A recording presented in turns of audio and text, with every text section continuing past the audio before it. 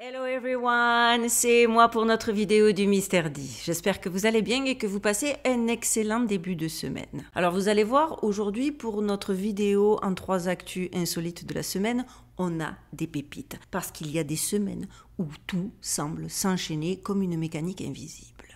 D'abord, un objet surgit du ciel, invisible au radar, frappe de plein fouet un avion de ligne à 36 000 pieds d'altitude.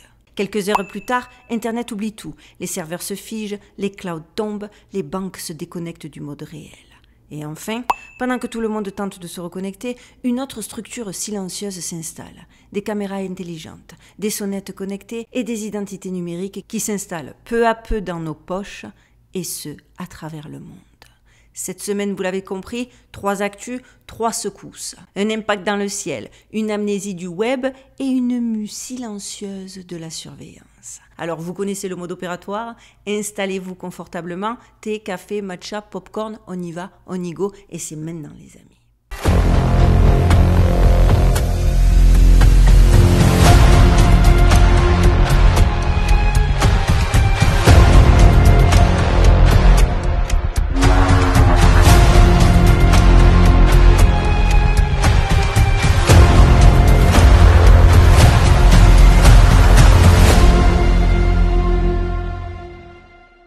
On rentre sans attendre dans notre actualité numéro 1, quand la Terre perd son bouclier et que le ciel réagit. Depuis 10 ans, certains ne le savent peut-être pas, mais les instruments qui surveillent le champ magnétique terrestre enregistrent un affaiblissement inquiétant. En effet, sous l'Atlantique Sud, entre le Brésil et l'Afrique, une zone s'étend, la South Atlantic Anomaly, une faille invisible où la protection magnétique de la Terre s'effondre. Oui, vous avez bien entendu, s'effondre. Les satellites qui la traversent sont frappés d'interférences. Les systèmes de navigation perdent le nord. Les signaux se brouillent comme une mémoire qui se délite. Les chercheurs parlent d'une zone de flux inversé. En effet, au lieu de jaillir du noyau, les lignes magnétiques s'y enfoncent. Comme si le cœur du monde respirait, mais à contresens. Et vous savez quoi ? Depuis 2014, sachez que cette anomalie s'agrandit. Elle a désormais la taille du Texas et s'étire lentement vers l'Afrique. Les géophysiciens observent, impuissants, un bouclier planétaire qui se déchire littéralement sous nos pieds. Forcément, quand on sait cela, on ne peut pas s'empêcher de se poser certaines questions. Comme par exemple, celle, moi, qui personnellement a pop-up dans ma tête directement, c'est, mais attendez, il y a forcément, si la Terre perd son champ magnétique, un impact sur le ciel. Parce que oui, quelles sont les incidences sur le ciel? Était-ce un hasard si cette semaine encore, un avion de ligne a été frappé par un objet venu du ciel? Était-ce un hasard si depuis un certain temps, de plus en plus de choses arrivent à des avions et ce à travers le monde? Parce que oui, encore une fois, jeudi dernier, un vol United Airlines reliant Denver à Los Angeles traverse calmement le ciel de l'Utah. Il est 6 heures du matin, le soleil se lève sur les Rocheuses. À bord, 134 passagers, café en main, somnolent devant la lueur orangée. Et soudain, un bruit sec, métallique, assourdissant, une secousse violente. Le pare-brise du cockpit vient de se fissurer en 1000 morceaux. Le pilote saigne légèrement, blessé par les éclats de verre. L'appareil plonge brutalement de 10 000 pieds avant de se stabiliser. Quelques secondes plus tard, la voix du pilote résonne dans l'intercom. Nous avons percuté un objet en vol. Préparez-vous pour un atterrissage d'urgence. L'avion se déroute alors vers Salt Lake City. Les images que vous regardez en ce moment même, diffusées ensuite, montrent un pare-brise explosé, strié de fissures, comme si quelque chose l'avait frappé avec une force ciblée, concentrée. Et forcément, tout de suite, les hypothèses s'enchaînent. Est-ce que c'est des oiseaux ? Impossible que ce soit clair. À cette altitude, il n'y en a aucun. Un drone ? Aucun signal détecté par personne, ni les contrôleurs du ciel, ni le radar des avions. Rien. Alors quoi ? Un débris spatial ? C'est possible quand on attend que Elon Musk, tous les jours, il y a des débris de ses fusées qui reviennent. Et pourtant, la FAA l'écarte, précisant qu'en plus d'1 siècle d'aviation, aucun débris spatial confirmé n'a jamais touché un avion de ligne. Alors quoi ? Qu'est-ce que c'est? Un fragment de satellite désintégré? Un micro-météorite? Ou comme certains le murmurent déjà, quelque chose d'autre? un objet inconnu, sans trace sur les radars, sans trajectoire identifiée, frappant un avion civil en plein vol. Le pilote a d'ailleurs décrit la trajectoire très étrange de l'impact. L'objet aurait d'abord touché le cadre du pare-brise, glissé le long du fuselage avant de disparaître. Donc, comprenez, une course rasante, contrôlée, presque consciente. Ce qui intrigue surtout, c'est que quelques jours avant, un autre incident similaire a été rapporté. Un pare-brise fissuré en plein ciel sur un vol transatlantique contraint à l'atterrissage d'urgence. 2 avions, 2 fissures, 2 alertes à haute altitude.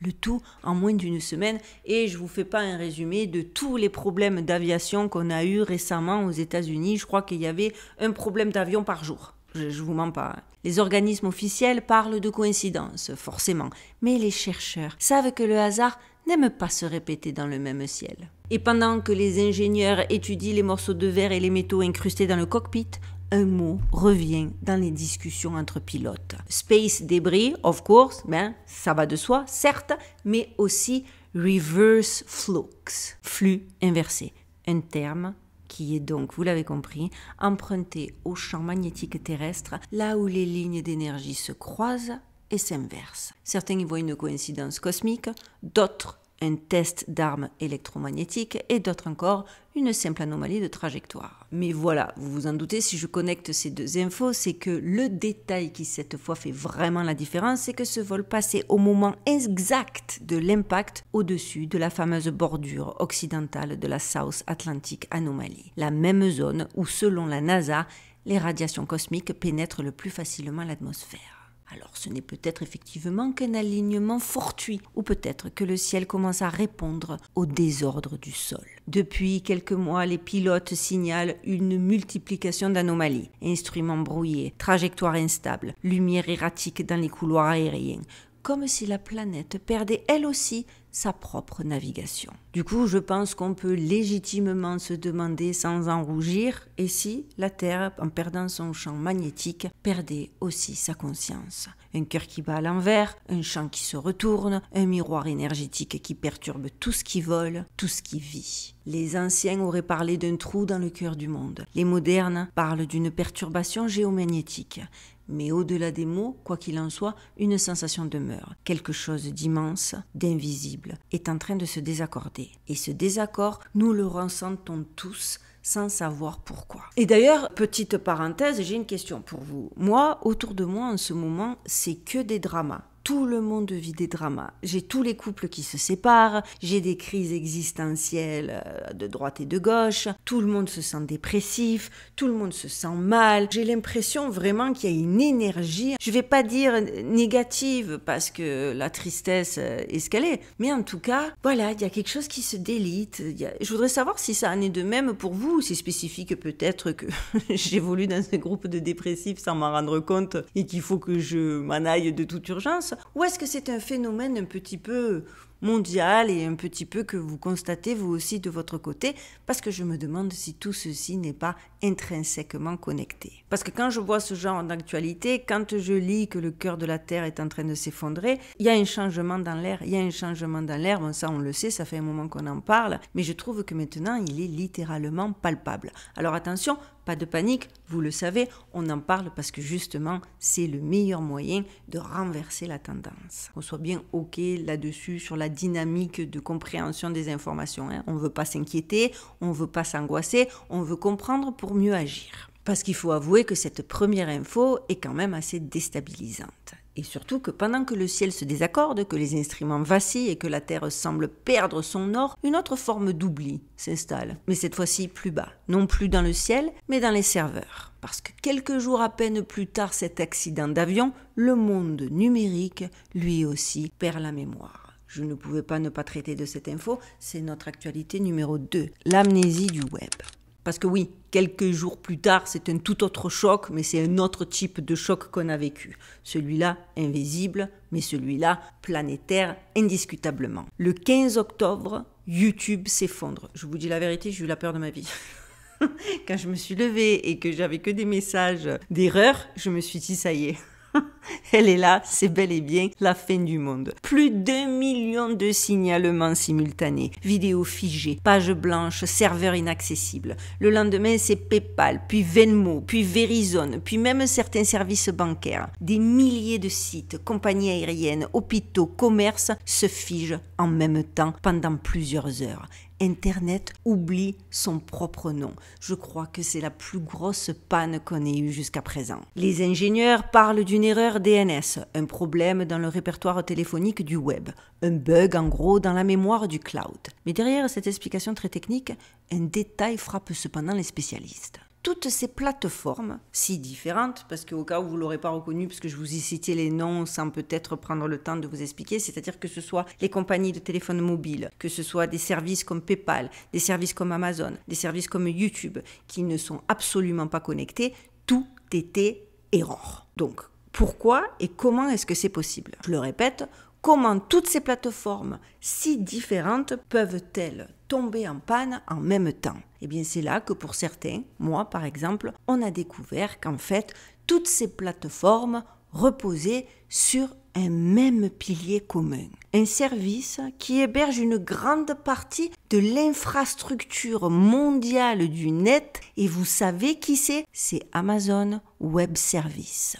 ou AWS. C'est lui qui fournit l'espace mémoire, les serveurs, les bases de données où circulent les échanges numériques de la planète. Et c'est l'une de ces zones, la fameuse US East 1, située sur la côte est des États-Unis, qui en tombant en panne a provoqué une onde de choc mondial. Autrement dit, si un seul centre de données dans un seul État américain s'arrête, c'est toute la matrice universelle de la planète qui vacille. Mais moi, ça, j'ai trouvé que cette info, c'était un truc de fou. En d'autres termes, si un seul nœud tombe, c'est tout le cerveau global qui vacille. Je ne sais pas si vous avez bien compris les répercussions. Les experts ont d'ailleurs appelé ça une amnésie numérique, une perte de mémoire temporaire où les applications ne savaient plus qui elles étaient ni où trouver leurs propres données. C'était la confusion totale dans le petit monde du web. Mais derrière ce jargon, il y a une réalité on ne peut plus inquiétante. Parce que oui, toutes nos infrastructures, toutes nos communications, toutes nos économies tiennent dans quelques data centers, quelques bâtiments anonymes posés dans des zones industrielles aux États-Unis. Il me semble que le parallèle est vertigineux, comme un cerveau géant dont les souvenirs sont éparpillés sur quelques serveurs dépendant d'un seul souffle d'électricité, d'une seule commande, d'une seule erreur humaine. D'ailleurs, souvenez-vous, il y avait eu le fameux bug CrowdStrike il y a quelques mois qui avait déjà planté des milliers d'ordinateurs dans les aéroports. Aujourd'hui, la panne d'AWS a simplement montré à quelle vitesse le réel peut se déconnecter. Et si, demain, ce blackout qu'on a vécu par accident apparemment, n'était pas accidentel? Là, ils ont essayé de faire croire que c'était accidentel, mais peut-être ça l'est pas. Parce que quand même, le monde entier a découvert en direct que nos banques, nos médias, nos communications, nos gouvernements même, tiennent sur quelques serveurs privés appartenant à une poignée d'entreprises américaines. C'est-à-dire un bug, une coupure, une commande mal transmise et la civilisation numérique s'efface comme un fichier corrompu. Est-ce que vous vous rendez compte de la dinguerie? Forcément, dans les sites des chercheurs de vérité, il y a une des questions, vous vous en doutez déjà, qui a pop-up de fou, c'est et si ce blackout n'était pas accidentel? Et si quelqu'un quelque part testait la solidité de cette toile pour voir jusqu'où elle pouvait rompre avant que l'humanité ne s'en rende compte? Certains ingénieurs anonymes parlent de tests coordonnés, rendez-vous compte. D'autres évoquent un reset simulé, une expérience grandeur nature pour observer les réactions humaines à une déconnexion totale. Personnellement, j'espère qu'ils ont bien observé ma réaction et qu'ils ont compris que ce serait l'anarchie et la panique. Parce que rien que moi, à mon petit niveau, j'étais dans tous mes états. D'abord, j'ai cru que j'avais perdu ma chaîne, donc imaginez, 5 ans de travail acharné à me battre contre vents et marées pour faire vivre ma chaîne, en plus de mon travail, de tout. Donc, je l'ai pris personnel au départ. Quand je me suis rendu compte que c'était global, ça m'a un peu soulagée, mais genre 2 secondes. Et après, Mais j'étais pas bien, quoi. Surtout que tu essaies de te connecter à tes banques, ça marche pas. Ah non, j'ai cru que le monde s'effondrait. Donc j'espère qu'ils ont bien compris, si c'était un test, que vaut mieux éviter. Mais pendant que j'étais en crise de panique, j'exagère, hein, vous connaissez mon côté marseillaise, même si ça fait très longtemps que je suis partie, on ne se refait pas. Mais moi, je n'ai pas pu m'empêcher à ce moment-là de me rappeler du film dont je vous avais parlé, vidéo en lien en barre de description, Leave the World Behind, produit par Barack Obama, sorti l'an dernier, où il s'agissait encore d'une fiction qui montrait exactement ce scénario, une cyberpanne mondiale synchronisée, incontrôlable. Forcément, je n'ai pas pu m'empêcher de me dire « Allez, la fiction comme répétition générale, encore une fois ». Surtout qu'il faut savoir que cette panne n'est absolument pas venue seule. Dans les mêmes 48 heures, des systèmes de paiement, des services de géolocalisation et plusieurs clouds régionaux ont connu des anomalies simultanées, sans lien apparent, mais parfaitement coordonnées dans le temps. Une panne planétaire sans clause claire, un oubli massif sans responsable identifié. Il y a de quoi se demander si c'était pas une erreur, mais une expérience, je le répète, un reset silencieux pour mesurer le comportement d'une humanité devenue on ne peut plus dépendante des réseaux, et ça, je vous l'ai dit, rien qu'à mon niveau, ça m'a heurté de plein fouet. Quand les clouds toussent, les amis, c'est le monde qui suffoque. Et là, on en a eu juste un petit avant-goût. Ceci avait tout l'air de ressembler à un test de résistance. Et cette fois, c'est le monde entier qui était le cobaye. Et justement, qu'est-ce qui se passe quand le monde tremble, hein?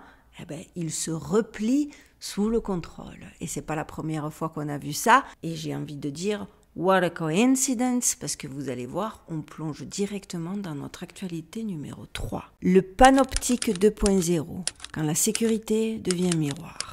Et oui, toujours les mêmes ficelles. Quelques jours après ces pannes massives, qu'est-ce qui s'est passé? Amazon a annoncé un partenariat inédit avec Flock Safety and Axon. Et c'est qui ces deux compagnies? Eh bien, c'est deux entreprises spécialisées dans la surveillance urbaine, les caméras de reconnaissance de plaques et le matériel policier. Leur promesse, rendre les villes plus sûres. Leur méthode, connecter les caméras de votre maison à la base de données des autorités. D'ailleurs, les fameuses sonnettes Ring, déjà omniprésentes, deviennent désormais des capteurs partagés. Et là, bien évidemment, les plus peureux diront « Mais c'est une très bonne chose, qu'est-ce que tu nous racontes? Doubler la sécurité, c'est doubler la protection. » Oui, sauf que ce que la plupart d'entre vous ignorent peut-être, parce que ça s'est passé aux États-Unis, c'est que ces mêmes sonnettes, les sonnettes avec lesquelles Amazon a décidé de traiter, ont été au cœur d'un scandale il y a quelques années. En effet, des pirates s'introduisaient dans le système, parlaient directement à des enfants dans leur chambre ou diffusaient des vidéos piratées sur le dark web, des vidéos d'enfants, justement. Amazon avait alors promis d'y remédier, ça avait été ici un scandale sans précédent. Mais aujourd'hui, étonnamment, au lieu de renforcer la sécurité, elle étend le champ d'information de ces sonnettes qui ont prouvé dans le passé, et le passé pas si lointain, qu'il y avait une espèce de faiblesse qui permettait d'être piraté assez facilement. Et donc là, ce qui était autrefois un outil domestique avec des faiblesses, devient un maillon du réseau policier mondial. Est-ce que vous vous rendez compte de la dinguerie? Oui, les vidéos captées par ces caméras de votre sonnette devant chez vous ne sont plus seulement les vôtres. Et ça, il faut que ce soit bien clair. Elles peuvent désormais être consultées sur demande par la police locale, les agences de sécurité et maintenant même par des tiers vérifiés. Des tiers vérifiés, un terme hyper vague derrière lequel se cachent des partenaires privés, parfois même étrangers. Mais est-ce que quand même on va continuer à donner autant de pouvoir, quoi? Comme de par hasard, à ce moment-là, en parallèle, l'État de l'Utah devient le premier État américain à proposer une identité numérique d'État. Une carte virtuelle stockée dans une digital wallet, un portefeuille digital, pour accéder aux services publics, passer la TSA ou prouver qui vous êtes en ligne. Officiellement, c'est bien sûr pour vous simplifier la vie, éviter les fraudes, réduire le papier, vivre en toute sécurité. Mais vous l'avez compris, derrière ces justifications rassurantes, tout s'aligne trop bien. Les caméras lisent, les clouds stockent, les identités authentifient. Une boucle parfaite. Un écosystème où le monde devient transparent, mais où plus rien n'est privé. D'ailleurs, j'ai lu un livre récemment que j'ai trouvé génial. J'ai oublié le titre, donc je vous le mets là. N'hésitez pas, parce que justement, ça commence, on est en 2030, donc dans pas si longtemps. Et il y a un architecte parisien qui, pour lutter contre justement l'insécurité à Paris, met au point, dans les quartiers les plus chics, un système de maisons transparentes, puisque si vous n'avez rien à cacher, vous devez accepter qu'on vous observe nuit et jour. Ce livre est vraiment pas mal et honnêtement, il vous pousse à réfléchir différemment. Donc ceux qui aiment bien ce genre d'atmosphère, n'hésitez pas, j'ai beaucoup aimé. Je dirais pas que c'est le livre de l'année, mais j'ai trouvé que c'était un très bon livre et que, en tout cas, ouais, c'est ça surtout, c'est que le postulat de départ est hyper intéressant. Je trouve que l'auteur l'a pas assez creusé, en a pas assez joué, parce qu'au final, ça reste quand même un thriller. Mais c'est vraiment pas mal. Et en plus, parce qu'on dirait bien que c'est exactement ce que les grosses entités et autres GAFAM veulent faire, parce que, je le répète pour que ce soit clair, un écosystème où le monde devient, pour eux en tout cas, littéralement transparent, où plus rien n'est privé. Et l'ironie, c'est que la plupart de ces technologies sont développées systématiquement par les mêmes entreprises. Amazon qui héberge nos données, Amazon qui filme nos rues, Amazon qui vend les enceintes qui nous écoutent. Ce n'est plus une entreprise, c'est une infrastructure. Et à laquelle on peut de moins en moins échapper. La preuve en est, regardez, moi mon livre il est en vente sur Amazon parce que j'ai pas pu faire autrement. Parce que effectivement, les petits libraires et autres imprimeurs font des prix que tu peux pas suivre. Logistiquement, si t'es toute seule et que t'as pas suffisamment d'argent pour pouvoir investir dans un truc structuré, carré, eux sont là. Et la vérité, c'est que si tu veux pouvoir t'en sortir, c'est quand même complètement compliqué de les contourner. Parce qu'aujourd'hui, on trouve plus facilement des choses sur Amazon que n'importe où ailleurs. C'est compliqué. Mais bon, moi, personnellement, tant que ça restait dans l'affaire des achats, etc., même si c'était pas hyper correct pour les petits artisans et les petits magasins, je me disais, bon, malheureusement, ainsi va le progrès, tu vois. Mais sauf que là, c'est, je le répète, une infrastructure, une tour de verre numérique qui voit tout, qui entend tout, et dans laquelle chacun de nous a volontairement déposé sa clé. Et là, ça commence à devenir très problématique, quoi. Les défenseurs de ce système répètent le vieux refrain, si vous n'avez rien à cacher, vous n'avez rien à craindre. Lisez le livre parce que tout le postulat de départ, c'est ça. Mais qu'est-ce que rien à cacher signifie dans un monde où tout devient une donnée ? Un mot, un geste, une transaction, une émotion, tout est donné. On parlait autrefois de fiction dystopique. Aujourd'hui, c'est devenu une norme administrative, une mise à jour silencieuse du réel. Orwell imaginait 1984, nous, en 2025, nous vivons dans sa version cloud, 4K, connectée, interactive et consentie. Et peut-être que la question dorénavant n'est plus de savoir si nous sommes surveillés, mais si nous n'avons pas, peu à peu, désiré l'être. Et je pense que cette question, à force de nous faire peur, quand on vous promet la sécurité, etc., c'est toujours le même motus operandi, quoi. Et c'est triste. Donc vous avez vu cette semaine un avion frappé par un objet invisible, un réseau mondial qui oublie son propre langage, un monde qui s'équipe de caméras pour mieux se protéger ou pour mieux s'observer, à voir. 3 faits, 3 anomalies, 3 signes peut-être d'une même mécanique. 3 signaux clairement de monde en test. Et si tout cela n'était pas le fruit des hasards, mais les premiers tremblements d'un basculement silencieux. Parce qu'au fond, et si tout cela n'était pas des accidents, mais des simulations, des stress tests à échelle planétaire pour mesurer notre obéissance, notre panique, notre seuil de soumission. On nous parle d'anomalies géophysiques, de bugs informatiques, de progrès sécuritaires, mais entre les lignes, tout converge. On nous dit que la science avance, que la technologie nous protège avec la centralisation du pouvoir et patati et patata, que la surveillance garantit la sécurité, la marmotte, elle met le chocolat dans le papier aluminium. Mais à force de tout connecter, ne sommes-nous pas en train de débrancher notre propre discernement? Et c'est pour ça que des chaînes comme la mienne existent, parce qu'il ne faut surtout pas perdre ce discernement. La science observe, les serveurs corrigent, les caméras enregistrent. Mais personne ne nous dit qui observe la science, qui contrôle les serveurs ou qui regarde à travers les caméras.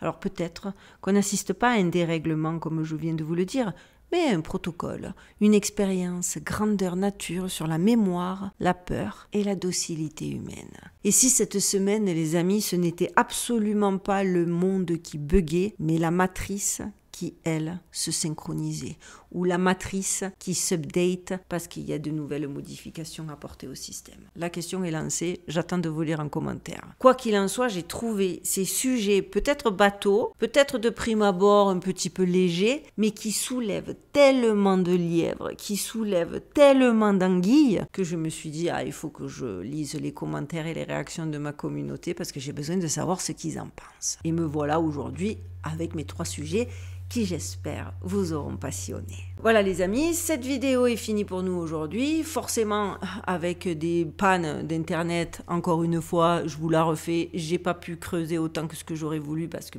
j'avais pas d'accès à internet. Et en plus, en ce moment, je suis fatiguée. J'imagine que c'est pour tout le monde. J'en reviens à ma question. Est-ce que vous aussi, dans vos entourages, il y a des espèces, une vague de dépression, d'insatisfaction, de frustration, de séparation? Donc j'ai été pas mal sollicitée autour de moi par des amis qui vivent des situations compliquées. Donc je suis épuisée. Donc j'espère aussi que j'aurai pas trop ripé sur les mots parce que malheureusement, en bonne dyslexique, quand je suis fatiguée, c'est compliqué pour moi de pas riper et de pas mélanger les syllabes.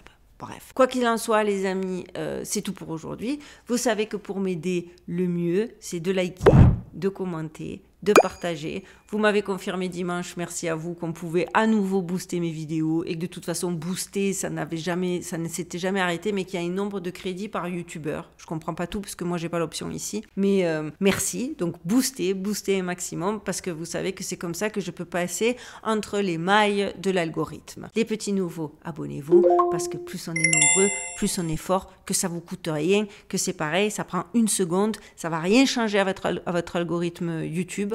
Rien n'est payant, mais ça peut beaucoup aider les petits créateurs comme moi à lutter contre la censure intempestive, arbitraire et aléatoire. Voilà, cette fois-ci, tout est dit et bien dit. Je vous souhaite de passer une excellente fin de semaine. On se retrouve dimanche et en attendant, prenez soin de vous, prenez soin de vos proches, gardez l'œil ouvert, restez curieux et surtout, stay safe.